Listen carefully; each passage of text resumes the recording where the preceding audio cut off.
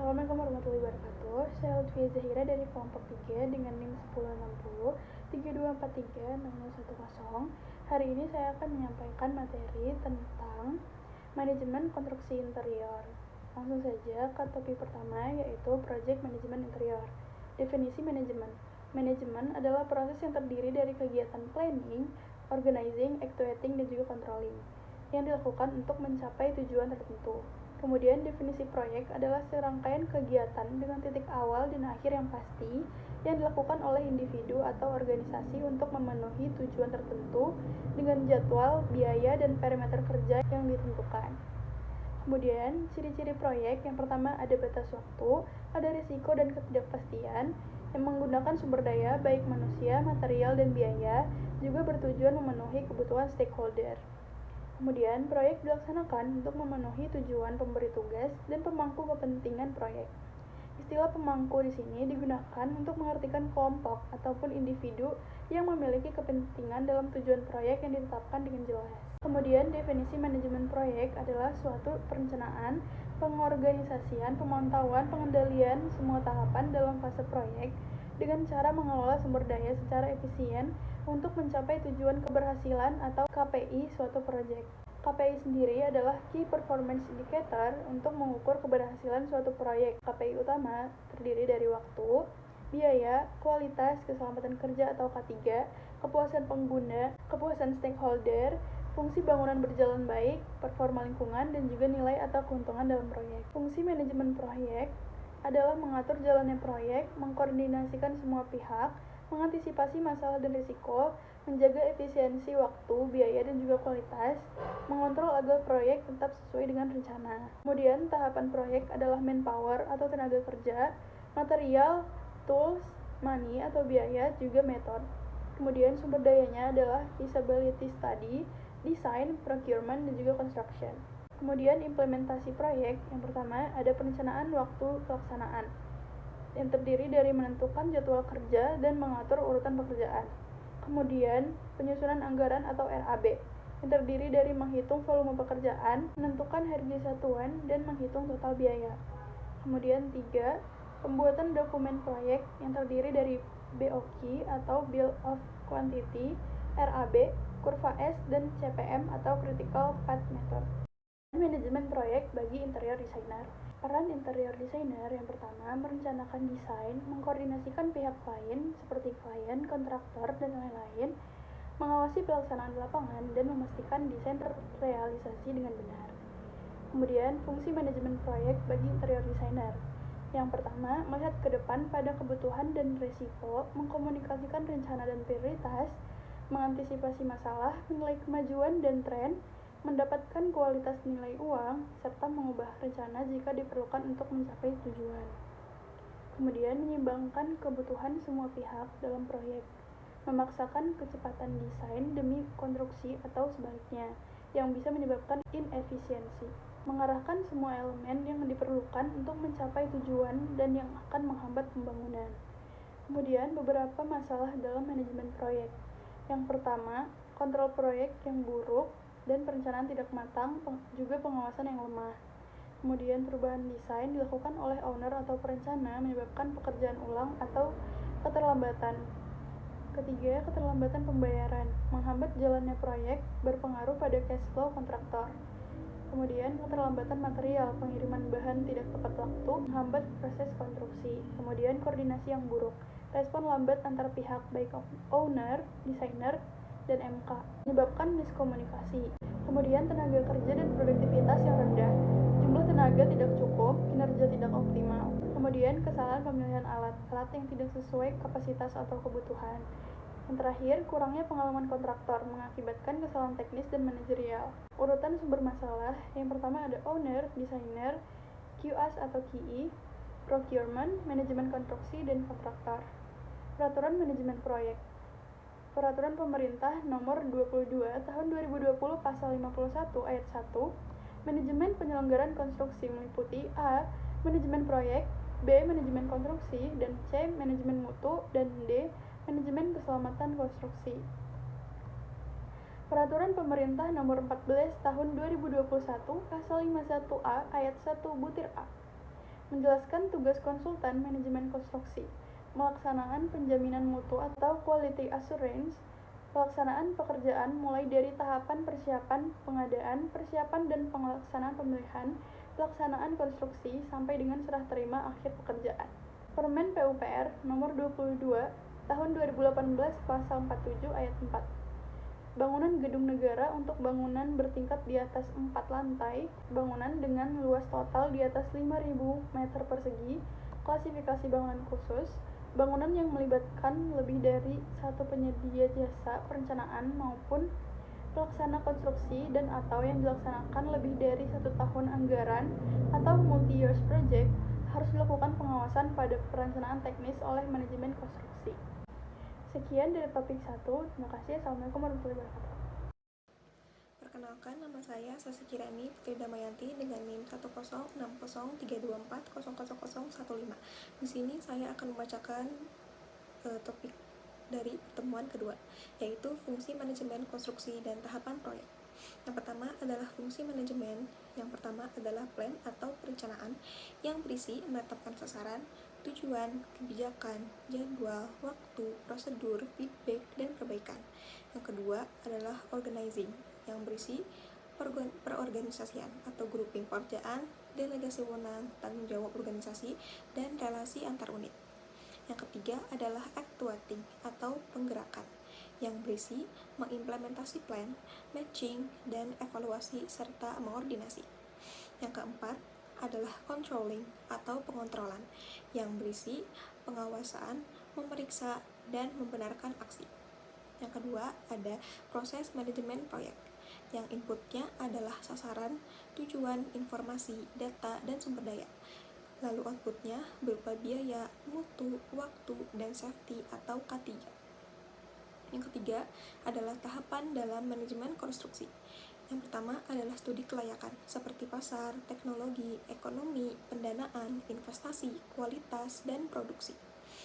Yang kedua ada desain rekayasa, yang berisi kepastian teknologi proyek atau produk, teknologi desain rekayasa. Yang ketiga ada pengadaan, yang berisi bahan baku, bahan setengah jadi, komponen proyek, dan alat bantu. Yang keempat adalah konstruksi, yang berisi teknologi produksi, teknologi konstruksi, teknologi pengetesan pasca operasi konstruksi. Lalu yang terakhir adalah operasional, yang berisi penjualan dan teknik operasi. Selanjutnya adalah aspek-aspek manajemen proyek. Yang pertama adalah aspek keuangan, yang berkaitan dengan pembelanjaan dan pembiayaan proyek. Yang kedua ada aspek anggaran biaya, yang berkaitan dengan perencanaan dan pengendalian biaya. Yang ketiga ada aspek manajemen SDM, yang berkaitan dengan kebutuhan dan alokasi SDM. Yang keempat ada aspek manajemen produksi berkaitan dengan hasil akhir proyek. Yang kelima adalah aspek harga berkaitan dengan persaingan harga di pasaran. Yang keenam adalah aspek efektivitas dan efisiensi yang berkaitan dengan pengeluaran biaya produksi. Selanjutnya ada manajemen sumber daya atau 4M. A. Sumber daya manusia. B. Sumber daya mesin atau peralatan. C. Sumber daya material. D. Sumber daya modal atau keuangan. Selanjutnya ada manajemen sumber daya lingkungan, pembangunan yang berdampak pada pencemaran air, udara, dan lain-lain. Selanjutnya ada manajemen resiko atau penilaian risiko. Risiko dikonotasikan negatif sebagai kemungkinan kerugian akibat kecelakaan, ketidakberuntungan, dan kerusakan. Kemudian ada indikator kerja proyek, indikator kerja biaya, kinerja waktu, indikator kinerja biaya dan waktu, indikator kerja mutu, dan indikator kerja K3. Yang pertama adalah indikator kinerja biaya, yang dikendalikan menggunakan histogram arus kas rencana. Yang kedua, indikator kinerja waktu, menggunakan kurva S agar mempermudah mentoring evaluasi. Yang ketiga, indikator kinerja biaya dan waktu, bentuk yang lebih progresif dari kurva S. 4. Indikator kinerja mutu, mengendalikan mutu kerja kurva sebagai representasi biaya kumulatif. Yang kelima adalah indikator kinerja K3, yang memonitor dan mengevaluasi kesehatan dan keselamatan kerja. Perkenalkan, nama saya Nora Atira Jinan dengan NIM 10603240059. Di sini saya akan mempresentasikan topik di pertemuan 3 mengenai pihak-pihak yang terlibat dalam manajemen proyek. Umumnya, pihak-pihak yang terlibat dalam manajemen proyek itu secara garis besar terbagi menjadi 2, yaitu pengguna jasa atau owner dan juga penyedia jasa atau konsultan dan kontraktor. Kemudian, pemilik proyek atau owner sendiri itu tugasnya sebagai pihak yang memiliki dana dan proyek. Kemudian dia juga menuju konsultan dan kontraktor. Kemudian tugasnya mengawasi, membayar, dan menerima hasil pekerjaan. Kemudian untuk konsultan sendiri itu berfungsi sebagai perencanaan, pengelolaan, dan pengawasan proyek. Proses manajemen proyek interior sendiri itu proses yang membutuhkan partisipasi banyak pihak yang saling koordinasi dari awal dan perencanaan sampai akhir proyek. Proses proyek bukan saja menjadi tanggungan dari satu pihak, tetapi suatu proses kerjasama antara pengguna jasa dan juga penyedia jasa. Pihak pengguna jasa yang disebut juga sebagai pemilik proyek atau owner memiliki peran untuk menentukan kebutuhan, menyiapkan dana, dan memastikan arah serta tujuan dari proyek itu sendiri. Untuk penyedia jasa sendiri yang terdiri dari konsultan dan kontraktor bertugas untuk menjalankan proyek sesuai rencana. Konsultan memiliki peranan strategis dalam menjamin pelaksanaan proyek berlangsung dengan baik dan sesuai dengan standar. Tugas konsultan sendiri itu adalah membuat dokumen desain dan skema teknis sebagai pedoman pelaksanaan proyek. Sedangkan konsultan estimasi bekerja dalam perumusan anggaran dan perencanaan waktu proyek. Dalam tahap pelaksanaan proyek, konsultan manajemen konstruksi akan mengkoordinasikan semua pihak yang terlibat untuk memastikan bahwa proyek dapat dijalankan. Kemudian, di sisi lain, kontraktor sebagai pelaksana utama bertanggung jawab atas realisasi fisik proyek di lapangan. Dalam menjalankan tugasnya, kontraktor didukung oleh subkontraktor untuk pekerjaan khusus serta supplier sebagai penyedia material. Selain itu, terdapat pula pihak pendukung seperti lembaga keuangan yang membantu pembiayaan serta instansi pemerintah yang mengatur aspek perizinan dan regulasi. Seluruh proses dalam proyek didukung oleh berbagai dokumen penting seperti gambar kerja, rencana anggaran biaya, spesifikasi teknis, hingga laporan pelaksanaan. Dokumen-dokumen ini berfungsi sebagai acuan sekaligus alat kontrol agar proyek dapat berjalan sesuai dengan rencana. Dalam pelaksanaannya, proyek dapat menggunakan berbagai sistem manajemen seperti design build, design build, hingga integrated project delivery.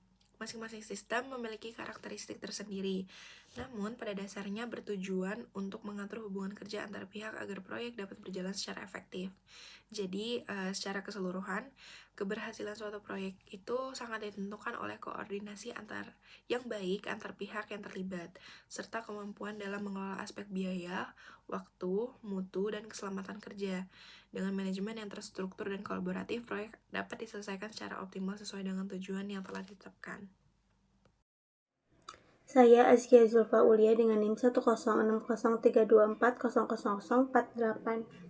Di sini saya akan menjelaskan pertemuan 4 yaitu dengan judul pelelangan pemilihan penyedia barang atau jasa konsultan dan kontraktor di Indonesia. Yang pertama itu ada definisi pelelangan. Pelelangan adalah serangkaian kegiatan untuk menyediakan barang atau jasa dengan cara menciptakan persaingan sehat di antara para penyedia yang setara dan memenuhi persyaratan. Berdasarkan metode dan tata cara tertentu yang telah diterapkan, proses pengadaan barang dan jasa konstruksi diatur oleh Keputusan Presiden dan Peraturan Presiden nomor 16 tahun 2018. Di sini juga ada prinsip pelelangan EETTAA, yaitu pertama ada efektif, menggunakan dana dan daya terbatas untuk mencapai sasaran. Yang keduanya ada efisien, yaitu sesuai kebutuhan dan memberikan manfaat sebesar-besarnya. T, terbuka dan bersaing, persaingan sehat di antara penyedia dan setara. Yang keempatnya itu ada transparan, semua informasi terbuka untuk umum. Yang kelimanya ada adil, tidak diskriminatif. Yang keenamnya ada akuntabel. terukur, dan dapat dipertanggungjawabkan. Selanjutnya itu ada asas pelelangan. Yang pertama itu ada asas publisitas, yaitu diumumkan agar peserta banyak. Yang keduanya ada persaingan, berbasis harga tawar yang bersaing. Lalu ada asas kepastian, yaitu penawaran tertinggi yang menangnya. Keempat ada pertanggungjawaban, ada rislah dan ada PPK. Yang kelima itu ada efisiensi, ada asas efisiensi, yaitu waktu dan tempat yang sama tanpa perantara. Selanjutnya ada jenis-jenis pelelangan berdasarkan Perpres nomor 54 tahun 2010. Yang pertama itu adalah lelang umum, yaitu dilakukan secara terbuka dan luas melalui media massa untuk umum tanpa batasan peserta. Yang keduanya itu ada pelelangan terbatas untuk pekerja tertentu diikuti penyedia jasa dan telah lulus prakualifikasi dan jumlah terbatas. Yang ketiganya itu ada pelelangan sederhana, yaitu untuk pekerjaan bernilai paling tinggi dengan harga 200 juta. Yang empat itu ada pemilihan langsung, yaitu membandingkan minimal 3 tawaran dari penyedia yang lulus prakualifikasi disertai dengan negosiasi teknis dan biaya. Nomor 5 itu ada penunjukan langsung, yaitu menunjuk langsung satu penyedia tanpa proses pelelangan dengan negosiasi harga dan teknis. Yang keenam ada pengadaan langsung, yaitu langsung kepada penyedia tanpa pelelangan untuk nilai paling tinggi, yaitu 200 juta. Yang nomor 7 itu ada swakelola, yaitu pekerjaan direncanakan, dikerjakan, dan diawasi sendiri. Cocok untuk pekerjaan rahasia, peningkatan SDM, ataupun proyek percontohan. Lalu di sini ada cara mengikuti lelang proyek. Yang pertama itu ada menerima undangan dari pemberi render, biasanya diberikan kepada vendor berpengalaman. Yang keduanya itu ada mengikuti penjelasan tender, mencakup cara penilaian, persyaratan legal, yaitu ada NPWP, akte notaris, laporan keuangan 3 tahun, laporan pajak, dan juga ada teknis. Yang ketiganya ada mengajukan proposal teknis untuk proyek kecil tanpa biaya render. Kalau proyek besar dikenakan biaya tender yang dapat dicairkan setelah selesai. Yang keempatnya ada mendapatkan undangan presentasi proposal berdasarkan hasil penilaian proposal teknis. Yang kelimanya itu ada melakukan presentasi di hadapan tim penilaian dan mengadakan bank garansi sebagai jaminan penyelesaian proyek. Yang keenam ada mengumumkan hasil presentasi, yaitu perusahaan yang lolos diundang ke tahap yang selanjutnya. Yang ketujuh itu ada action, yaitu pemberian tender pemilih pemenang dengan solusi dan harga terbaik sebagai pemenang resmi. Oke, yang selanjutnya itu ada syarat mengikuti tender proyek. Yang pertama itu ada peserta harus memiliki SIUP atau surat izin usaha perdagangan. Yang kedua, mengajukan formulir keikutsertaan. Yang ketiga, melunasi kewajib pajakan. Terus ada 4 nih, mempunyai pengalaman dalam penyediaan barang. Yang kelima, tidak dalam pengawasan pengadilan, tidak dalam pemberhentian usaha, dan juga tidak bangkrut. Yang keenamnya, tidak terdaftar dalam daftar hitam di suatu instansi. Yang ketujuh, memiliki kemampuan memasok sesuai dengan paket pemasok. Yang delapan, mempunyai surat dukungan keuangan dari bank. 9, mempunyai pernyataan kompetensi dan kemampu usaha. Yang ke-10, memiliki alamat usaha yang sangat jelas. Yang ke-11, memiliki usaha keterangan ahli atau SKA personal teknis yang terlibat. Selanjutnya itu ada tender pada proyek swasta dan juga tender pada proyek pemerintah. Kalau contohnya swasta itu tender dimulai dengan prakualifikasi atau identifikasi kemampuan dan ruang lingkup, lalu diumumkan melalui media massa seperti koran, majalah, TV, radio, dan juga internet. Kemudian diadakan rapat pertemuan antara calon penyedia yang lulus prakualifikasi dengan pihak pembuat tender. Kalau contohnya pemerintah itu pertama dilaksanakan kualifikasi, lalu pengumuman atau undangan, lalu pendaftaran dan pengambilan dokumen pemerintahan, lalu penjelasan pekerjaan, lalu penyampaian dokumentasi penawaran, lalu evaluasi dokumen penawaran, dan penetapan pengumuman pemenang. Pada tahap itu diumumkan hasil masing-masing calon penyedia dan juga ditetapkannya pemenang tender. Lalu yang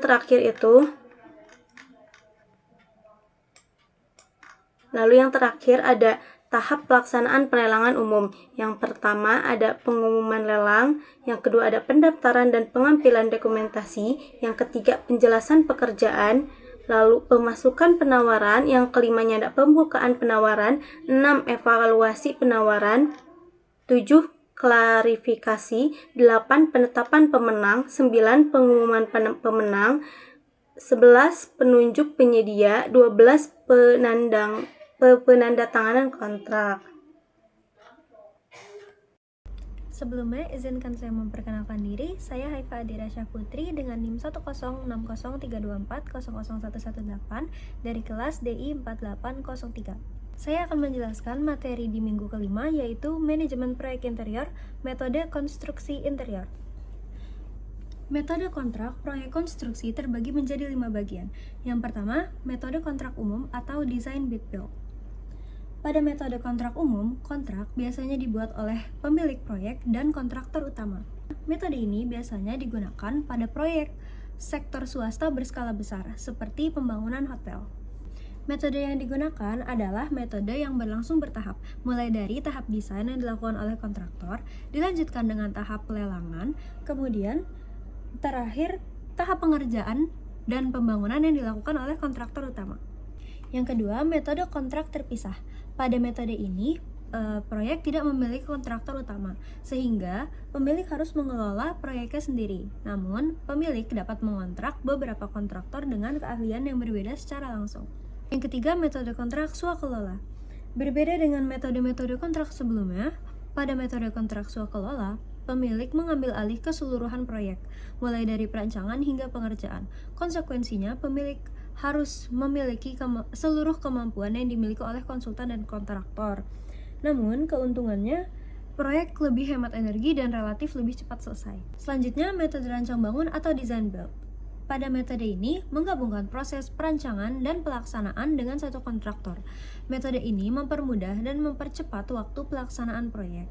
Namun demikian, harga dan kualitas pekerjaan menjadi sulit untuk dikontrol karena tidak ada pemisahan tugas dan tanggung jawab secara jelas. Yang terakhir adalah metode manajemen konstruksi atau Construction Manager at Risk. Metode ini biasanya digunakan pada proyek dengan kompleksitas tinggi, seperti pembangunan jembatan, pembangunan jalan, maupun pembangunan kawasan industri. Metode ini memiliki seorang manajer yang mengoordinasi seluruh proses dan mengelola seluruh risiko proyek. Selanjutnya adalah bentuk organisasi proyek konstruksi. Bentuk organisasi proyek konstruksi dibagi menjadi 3 bagian. Ada tradisional, swakelola, dan proyek putar kunci. Pertama, organisasi proyek konstruksi tradisional. Dalam organisasi ini, perancangan dan pelaksanaan proyek dilakukan secara terpisah dan memiliki satu kontraktor utama ataupun melibatkan banyak subkontraktor. Yang kedua, ada organisasi proyek konstruksi swakelola. Dalam organisasi swakelola, seluruh peran dikerjakan oleh pemilik proyek sesuai dengan kemampuannya sendiri. Yang terakhir, organisasi proyek konstruksi putar kunci atau turnkey. Pada organisasi ini, seluruh proses diserahkan dan dikelola oleh satu kontraktor, mulai dari pelaksanaan awal hingga proyek siap untuk dioperasikan. Dan pemilik hanya tinggal menerima hasil proyek yang sudah jadi. Saya Firda Malia Alsa dengan NIM 1060324000050. Di sini saya akan mempresentasikan materi dari pertemuan ke-6 yaitu Keselamatan dan Kesehatan Kerja atau K3. K3 merupakan suatu pemikiran dan upaya untuk menjamin keutuhan serta kesempurnaan jasmani dan rohani tenaga kerja melalui pencegahan kecelakaan dan penyakit akibat kerja. Secara praktis, K3 berfungsi sebagai sistem perlindungan yang mengintegrasikan prosedur teknis, penggunaan alat pelindung diri, dan pengelolaan lingkungan kerja yang aman guna menciptakan suasana kerja yang produktif, efisien, dan sesuai dengan standar hukum yang berlaku. K3 ini merupakan bagian penting dalam manajemen proyek yang bertujuan menjaga keselamatan dan kesehatan tenaga kerja serta lingkungan kerja. Dalam manajemen proyek, K3 menjadi salah satu indikator keberhasilan selain biaya, mutu, dan waktu. Untuk sasarannya, dapat menjamin keselamatan manusia, keamanan peralatan, dan kelancaran proses produksi. Kecelakaan kerja disebabkan oleh beberapa faktor utama. Yang pertama, penyebab secara langsung, tindakan tidak aman, dan kondisi tidak aman. Yang kedua, penyebab dasar, kurangnya prosedur, sarana, kesadaran, atau kepatuhan. Yang ketiga, faktor teknis, meliputi faktor fisik, kimia, biologi, fisiologis, dan mental psikologis. Dampak kecelakaan. Yang pertama, ada dampak langsung atau biaya terlihat. Biaya pengobatan medis, kompensasi, atau santunan korban, dan biaya perbaikan kerusakan alat atau material. Yang kedua, dampak tidak langsung atau biaya tersembunyi, yaitu kehilangan waktu kerja, penurunan produktivitas, biaya investigasi, trauma psikologis pekerja, serta rusaknya reputasi atau citra perusahaan. Upaya pencegahan dilakukan melalui 3 jalur utama. Yang pertama, identifikasi dan pengendalian, pemantauan kondisi dan tindakan tidak aman di tempat kerja. Yang kedua, pembinaan, pelatihan, pendidikan, dan konsultasi bagi pekerja. Yang ketiga, sistem manajemen, penyediaan sarana, aturan atau prosedur, serta pemberian penghargaan dan sanksi. Lalu ada alat pelindung diri atau APD. APD ini merupakan kelengkapan wajib untuk menjaga keselamatan pekerja dan orang lain di area konstruksi. Contohnya meliputi yang pertama, pelindung kepala atau safety helmet. Yang kedua, pelindung pernapasan, masker atau respirator untuk zat kimia dan debu. Yang ketiga, pelindung wajah dan mata, face shield, dan juga kacamata keselamatan. Yang keempat, pelindung telinga, earplug atau earmuff untuk meredam kebisingan. Yang kelima, pelindung tangan dan kaki, sarung tangan, dan sepatu keselamatan. Yang terakhir ada rambu-rambu K3. Meliputi warna merah, dapat menunjukkan tanda bahaya yang dapat menyebabkan cedera berat atau kematian. Misalnya identifikasi bahan kimia cair mudah terbakar, alat pemadam api, dan tombol darurat. Lalu ada warna orange untuk mengindikasikan tanda peringatan untuk situasi bahaya serius, biasanya dipasang dekat peralatan mesin yang tajam atau berputar. Lalu warna kuning menunjukkan tanda waspada untuk kondisi yang berpotensi menyebabkan luka ringan atau sedang seperti area yang licin, risiko tersandung, atau tempat penyimpanan bahan mudah terbakar. Lalu ada warna hijau mengindikasikan tanda keselamatan atau kondisi darurat seperti letak kotak P3K, peralatan keselamatan, dan instruksi umum praktik kerja aman. Lalu yang terakhir, warna biru menunjukkan tanda instruksi keselamatan atau kewajiban yang harus dipatuhi, seperti penggunaan alat pelindung diri APD tertentu di area tersebut.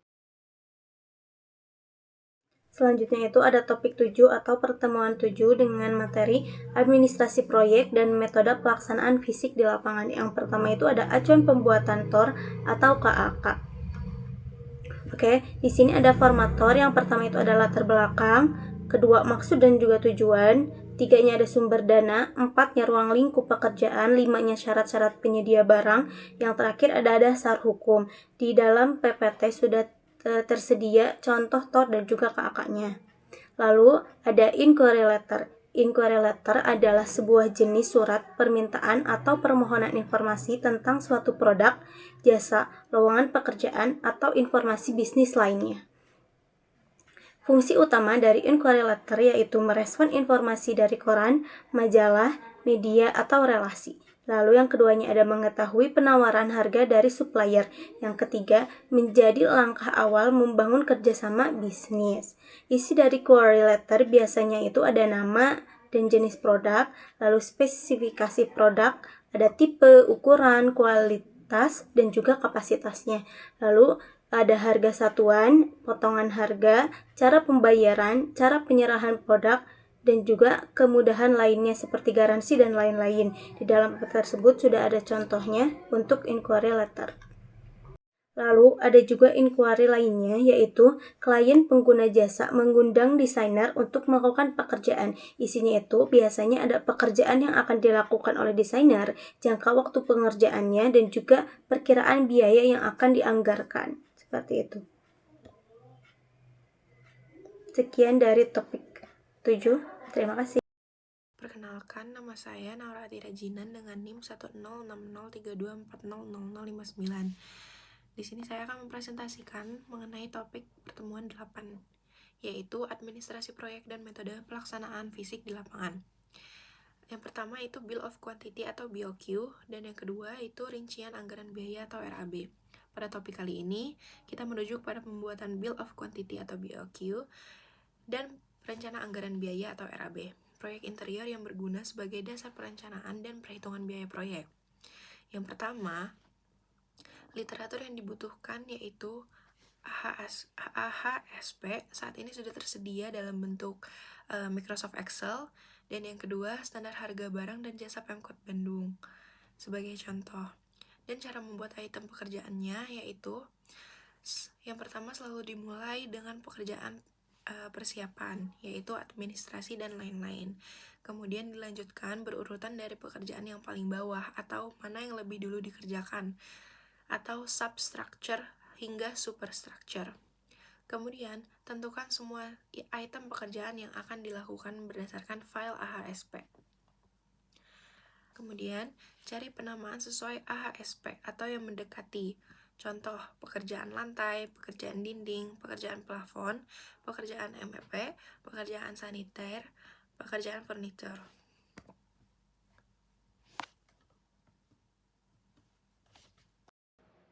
Selanjutnya adalah topik pertemuan ke-9, yaitu Term of Reference, TOR, atau kerangka acuan kerja, atau yang disingkat KAK. Kerangka acuan kerja atau kerangka acuan kegiatan yang disingkat KAK adalah dokumen perencanaan kegiatan yang berisi penjelasan atau keterangan mengenai apa, mengapa, siapa, kapan, di mana, bagaimana, dan beberapa perkiraan biayanya suatu kegiatan. KAK atau TOR dibuat oleh pemilik atau pengguna jasa. Penawaran atau quotation. 1. Surat penawaran yang berisi detail produk dan harga yang kita jual dibuat setelah pelanggan melakukan permintaan surat penawaran. 2. Merupakan jawaban dari apa yang sudah dinyatakan pelanggan terkait produk kita termasuk biaya, waktu, mutu, dan jaminan keselamatan selama pelaksanaan pekerjaan. Ketiga, dokumen ini diberikan kepada pelanggan setelah terjadinya permintaan dari perusahaan. 4. Biasanya, harga yang ditawarkan memiliki perbedaan dengan harga di pasaran. Maka dari itu, timbullah dokumen quotation ini. 5. Tujuan dari quotation adalah sebagai perjanjian kesepakatan harga antara penjual dan pembeli dibandingkan dengan yang lain. Selanjutnya adalah elemen dalam penawaran. 1. Nama atau kode produk beserta deskripsinya. 2. Jumlah produk yang dijual. 3. Harga masing-masing produk. 4. Jumlah diskon jika membeli banyak. 5. Cara melakukan pembayaran. Kemudian ada surat perjanjian kerjasama atau PKS atau Memorandum of Understanding atau MOU yang berisi 1. Aspek keamanan, 2. Hak dan kewajiban, 3. Mengurangi resiko, 4. Acuan penyelesaian. Selanjutnya ada tagihan atau invoice. Invoice atau faktur adalah dokumen yang membuat informasi lengkap seputar barang yang dibeli. Invoice bersifat menagih pembayaran kepada pembeli sesuai nominal yang tertera di atasnya. Invoice atau faktur adalah daftar penjualan barang sekaligus nama, kuantitas, keterangan, dan harga yang harus dibayar pembeli kepada penjual. Invoice diterbitkan oleh penerima pekerjaan, ditunjukkan kepada pembeli pekerjaan sesuai perjanjian yang tercantum dalam SPK atau kontrak. Selanjutnya, ada pentingnya invoice dalam transaksi bisnis. 1. Rujukan yang sah jika terjadi ketidaksesuaian antara pembayaran tagihan dengan pengiriman barang. 2. Alat untuk memudahkan pelaju usaha dalam melakukan pembukuan keuangan. 3. Alat untuk memudahkan pelaku usaha dalam memantau perkembangan bisnis. 4. Acuan untuk menjual kembali barang yang sudah dibeli kepada pihak lain. 5. Alat bukti jika pelaku usaha akan melakukan kredit. Selanjutnya, jaminan bank garansi atau performance bond. Pemberi proyek menyarankan bank garansi senilai 30% dari harga proyek yang disimpan di bank sebagai jaminan. Belum bisa diambil sebelum proyek selesai. Bank garansi adalah jaminan pembayaran yang diberikan kepada pihak penerima jaminan apabila pihak yang dijamin tidak memenuhi kewajiban. Dengan adanya bank garansi, pemilik proyek akan mendapat kepastian bahwa proyek akan berjalan sesuai kesepakatan. Saya Firda Malia Alsa dengan NIM 1006324000050. Di sini saya akan mempresentasikan materi dari pertemuan ke-10, yaitu menyusun estimasi biaya dan rencana anggaran biaya atau RAB. Estimasi biaya merupakan perkiraan atau taksiran biaya konstruksi yang dibuat sebelum proyek dilaksanakan. Tujuannya untuk mengetahui biaya yang perlu disediakan, menjadi dasar sistem pembiayaan, serta dasar pembuatan jadwal konstruksi. Lalu ada RAB, rencana anggaran biaya, merupakan perhitungan banyaknya biaya yang dibutuhkan untuk upah dan bahan dalam sebuah proyek konstruksi agar berjalan efisien. Fungsinya sebagai pedoman kontrak kerja, alat pantau penghematan, alat hitung pajak, serta untuk menghitung perkiraan kebutuhan material, tenaga kerja, dan keuntungan kontraktor. Hal-hal yang diperlukan dalam estimasi biaya meliputi produktivitas tenaga kerja, ketersediaan material, ketersediaan peralatan, cuaca, jenis kontrak, dan sistem pengendalian dan kemampuan manajemen. Lalu, proses estimasi biaya meliputi 3 poin. Yang pertama, mempelajari gambar perencanaan menghitung. Yang kedua, kebutuhan dan kuantitas dari jenis-jenis material. Yang ketiga, mencari dan menentukan harga material.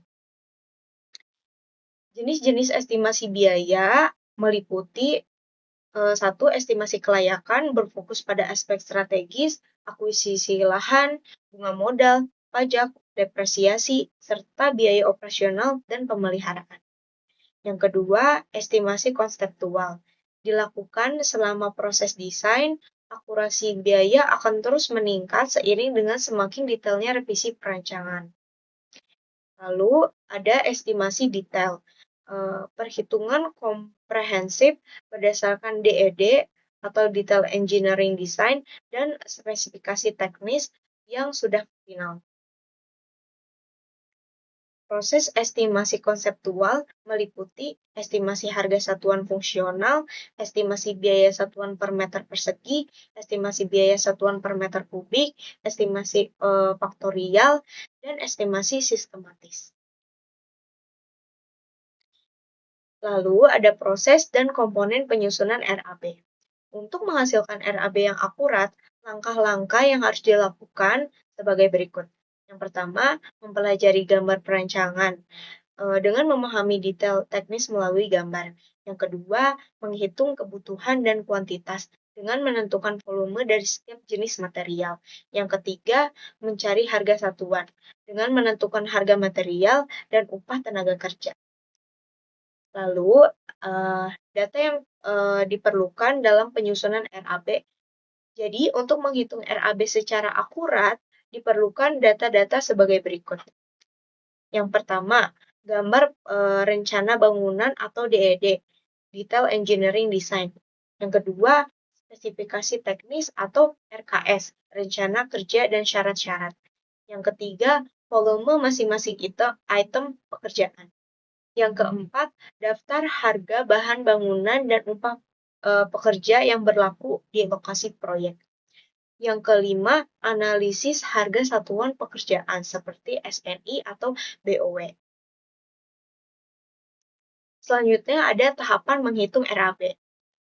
Proses perhitungan dilakukan melalui 5 langkah, yaitu menghitung volume pekerjaan dengan menghitung semua item pekerjaan dalam satuan yang sesuai, misalnya meter persegi, meter kubik, atau unit berdasarkan gambar kerja.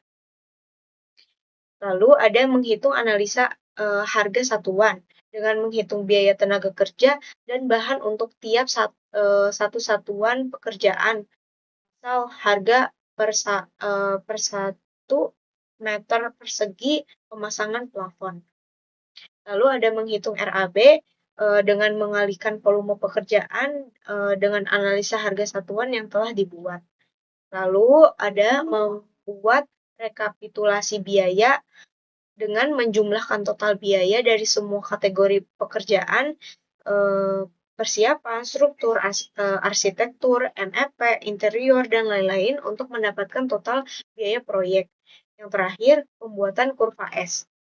Grafik yang menggambarkan hubungan antara persentase penyelesaian pekerjaan berdasarkan bobot biaya dengan waktu pelaksanaan. Kurva S ini berfungsi sebagai alat pantau kemajuan dan pengendalian pelaksanaan proyek.